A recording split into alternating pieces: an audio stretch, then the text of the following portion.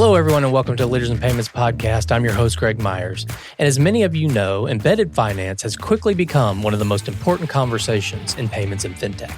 More vertical software companies are looking beyond their core platforms and exploring how payments and other financial products can create new revenue, strengthen customer relationships, and deliver a more seamless experience. It is also the focus of Embeddify, the Embedded Finance Summit I'm hosting on October 13th in Lehi, Utah, where vertical SaaS leaders, technology providers, and industry experts will come together to discuss how embedded finance is being built and deployed in the real world. We'll be talking not only about payments, but also lending, banking, insurance, accounting, and payroll. You can learn more at embeddify2026.com. As we lead up to the event, I'm talking with industry leaders who are helping software companies navigate the embedded finance opportunity. My first guest is Conn Byrne, the Executive Director, Integrated Payments at Payroc. Conn, thank you so much for being here and welcome to the show. Thanks, Greg. It's great to be back. Thanks a million for having me. Before we get into the embedded finance conversation, give us a brief overview of your career and maybe how you found your way into payments. It's an interesting story, I suppose, and maybe not so different to a lot of others in the industry. I came into it through family, funny enough. So my father was a founder of WorldNet Gateway, which ultimately was acquired by Payroc. I was fortunate enough that gave me an angle into payments. I was always around payments. I remember a lot of interesting perks of my dad working with some of the card brands, soccer games, sports events, and all the rest of it. I was fortunate enough to get that. And then, once my dad brought me into the company, that gave me an opportunity to put my own roots down and make my own mark in the industry. So almost 15 years later, still here. It's been a great journey. Grateful that I got the opportunity to do it. I just love being in the space 15 years later. For anyone that may not be familiar with Payroc, can you give us a brief overview of the company, maybe the customers you serve, and where Payroc fits into the payments industry? I think a lot of people still see Payroc as an ISO agent shop, and that is true. That is the core of our business, or it has been the core of our business. But over the last 5+ years, there's been a very determined and aggressive effort to help Payroc transition into being a fintech rather than just an ISO agent shop. That's been done through acquisition. We've added a lot of really good people over that period, as well as building out a ton of nice technology as well. So I think if you look at Payroc right now, we still serve that ISO and agent channel as our base, but I think over the last few years, we've seen a transition into a more ISO and agent focused business into an embedded or integrated payments first platform.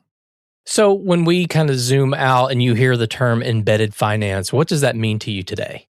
Again, it's about the experience. And then within that experience, there's going to be multiple stakeholders. If we look at the merchant or the cardholder experience, a SaaS platform can build the most attractive experience. It could be the best EV charger with the fastest speeds, and it could be in every single location across the country. But if somebody pulls up to charge their car and that payments piece doesn't work, the whole experience falls down. So I think when we look at cardholder experience, it's something people often don't think about, but it can be a vital component. And ultimately, it could be the piece that makes somebody not come back to that service or solution again. The next piece then, and I suppose when we speak to embedded payments, this is one of the big components.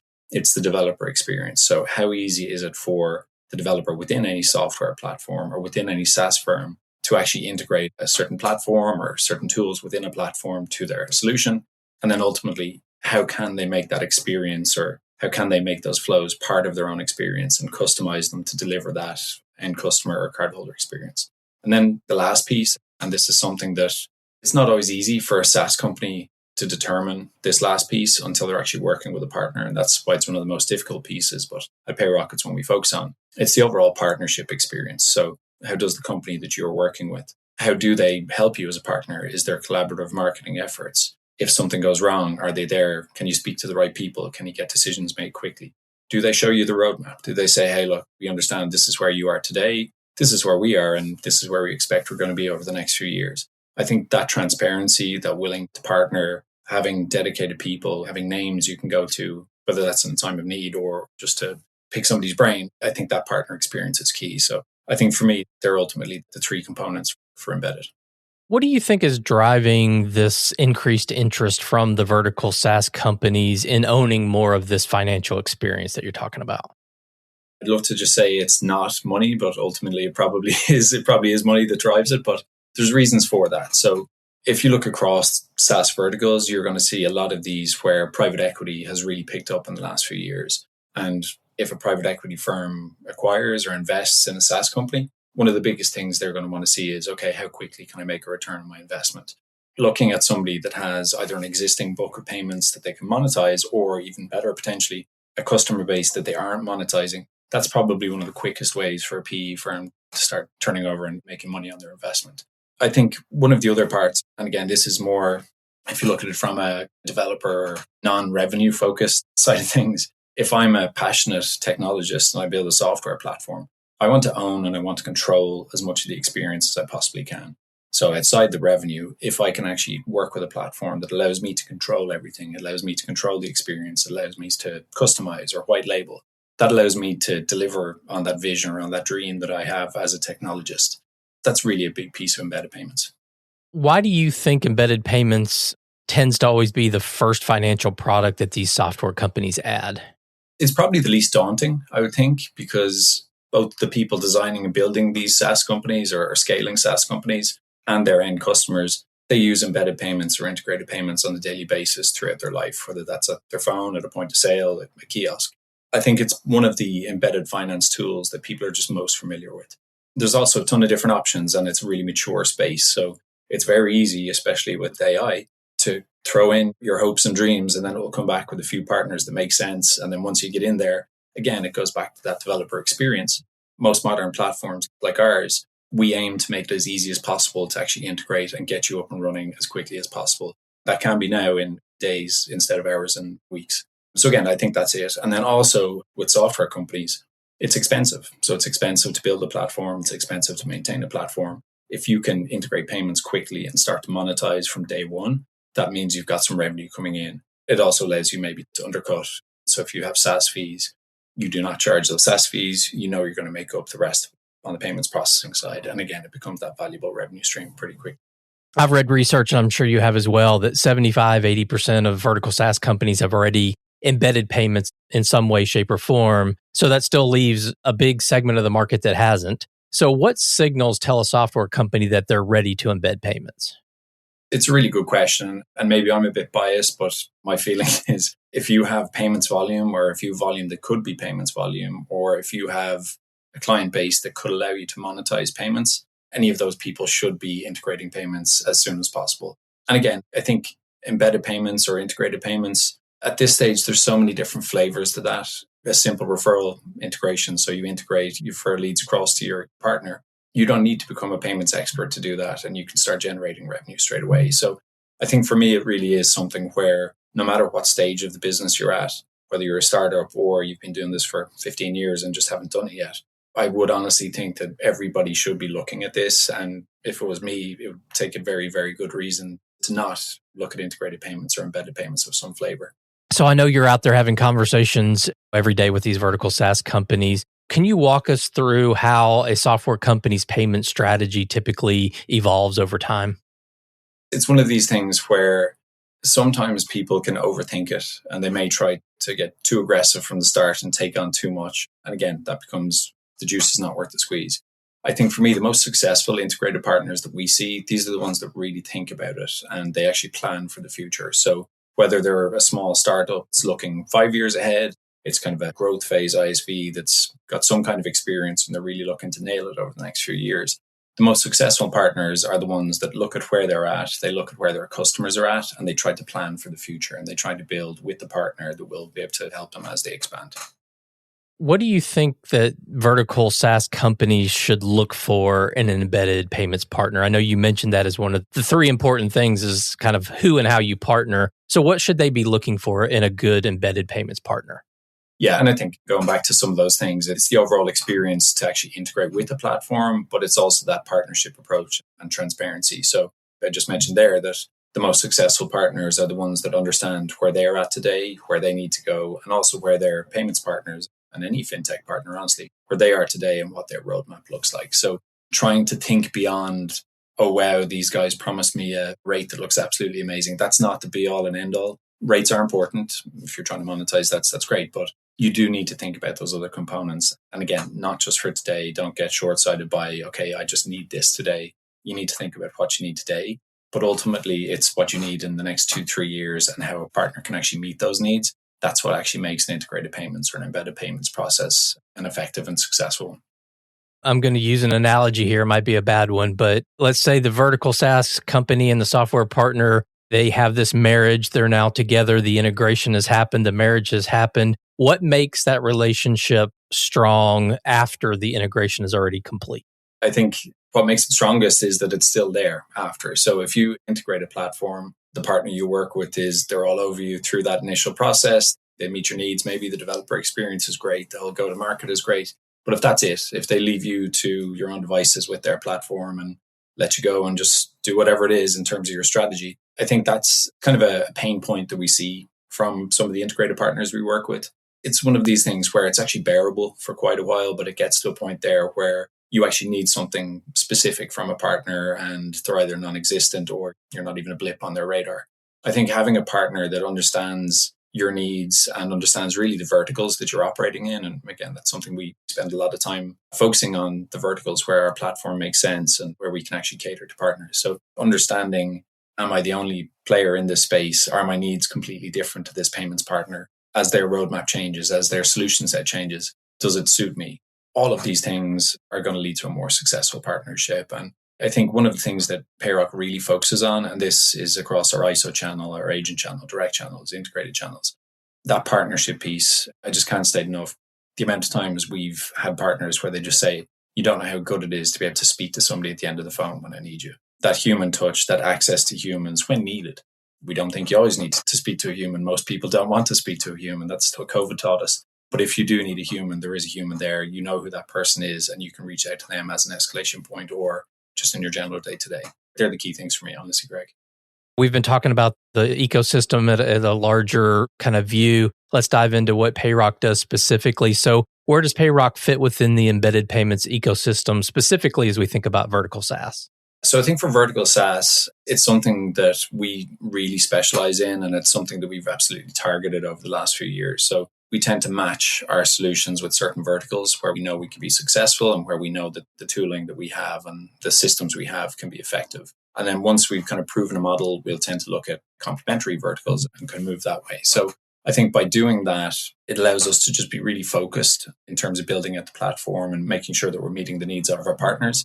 It's not to say that you can't just come to Payroc from some random vertical we don't specialize in, but I think the deeper we go into these very focused verticals for embedded payments, the more the platform grows and tends to have knock-on for others. I think specifically in terms of where we win or where we see ourselves being strongest, we do have solutions that cater towards kind of smaller startup software platforms or platforms where we're seeing a lot of AI developed tools that are coming to the market at crazy, crazy speeds.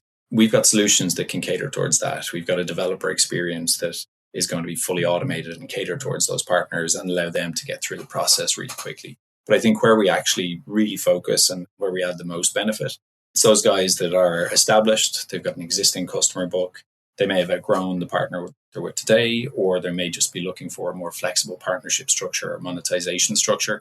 Those guys that are looking to take advantage of what they have today and then grow into the future. Maybe they've taken on a funding round and they're getting ready for some massive growth and they want to restructure, make sure they have a partner that they can kind of set and forget for the next few years. That's really where we're going to be stronger. So we've got a lot of solutions for very complex partners. My engineers hate when I say this, but the more complex a partner, the more suited Payroc platform can be in some cases.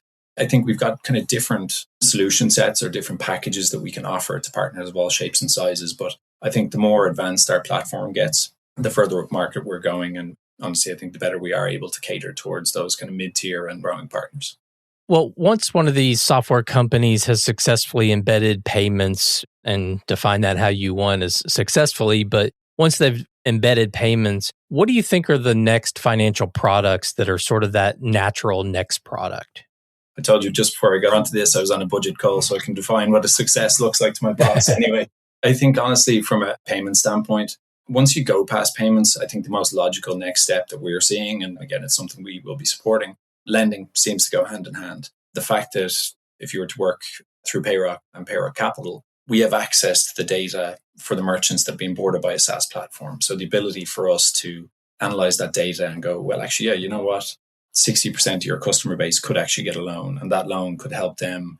Maybe it's buy more POS to expand their offering, or maybe it's more inventory, or maybe it's another location, whatever it may be. because payment companies naturally have access to that data within their platform, lending is just that natural next step. And it takes out a lot of the complexity. If the provider has access to the information, you're not going out to a bank and trying to prove your case as to who you are. So I think lending for me is the one that we see as an obvious next step. And then once you get into the lending space, you're probably looking at that whole banking ecosystem. So you're talking about checking accounts, debit accounts, the ability to kind of route funding from Payroc merchant account, for example, to a Payroc bank account and do that quicker with lower fees. So again, once you're in there, there's just a whole host of things that can tack on.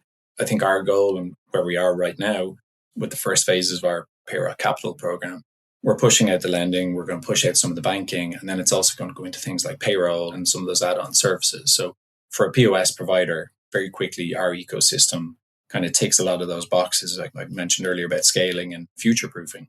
If you can see that a partner not only does the embedded payments piece really well, not only looks after you as a partner, but they can actually help you provide other services through one single point of contact to your end customer base, that's just hugely valuable. So that's where we're seeing it.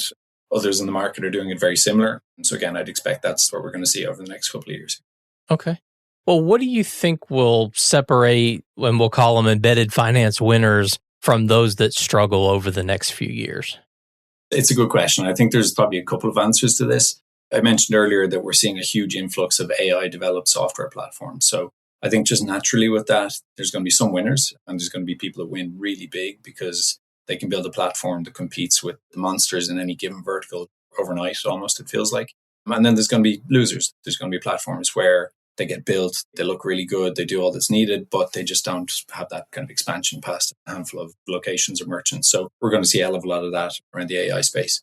Outside of that, I don't want to keep getting back to it, but if you pick a partner that does not do what you need and you build a strategy around it, especially for kind of a scaling or a growing software platform, every hour or every minute that your engineering team spends on a payments setup or on a payments integration, that's time they're not spending on your software, they're not spending on your customers. So the cost of actually integrating and kind of putting your eggs in the basket of one partner and that partnership being wrong, that could be make or break. That could really be the success or failure of a software platform. So again, those partners or those embedded platforms that can kind of set back, they can see very strategically where they want to be, and then they can pick the partner or partners. Like there's lots of cases where you need multiple. Pick those partners that help them grow and get them to the right position. They will, in my opinion, be the ones that are most successful. One final question before we wrap up the show. So, Conn, as we look ahead to Embeddify coming up in a couple of months, what is the one thing that you would want vertical SaaS leaders to understand about embedded payments and take away from this conversation we've had? First up, Greg, we're delighted to be part of Embeddify. We're really looking forward to that later on this year. It's probably going to be something similar to what I've said already, but don't underestimate the power that an embedded payments platform can make and the difference it can make. Like I said earlier, with that EV charging example, you could have the most attractive looking EV charger. It could be the fastest charger on the market. You could have locations all over the country. But if the actual merchant experience or the cardholder experience does not live up to that, and if the payments experience in this case doesn't live up to that, you're not going to get repeat customers and your business is potentially going to fail because of it. So I think future-proofing, not underestimating embedded payments, how vital that can be, genuinely picking the right partner or making sure that you're really giving that partnership conversation the credit and time it deserves. That really is the biggest thing to me. And again, that stands for not just payments, any embedded fintech capabilities. It has to be where you need to be in 3 years, 5 years' time, not just where you are today. Okay, great. Conn, that's a great way to wrap up the show. Thank you so much for being here. I really appreciate your time. I know it's very valuable. So again, thank you so much for being on the show today. No, great talking to you as always, Greg. Really appreciate it. And to learn more about Embeddify and to register to attend the event, visit embeddify2026.com.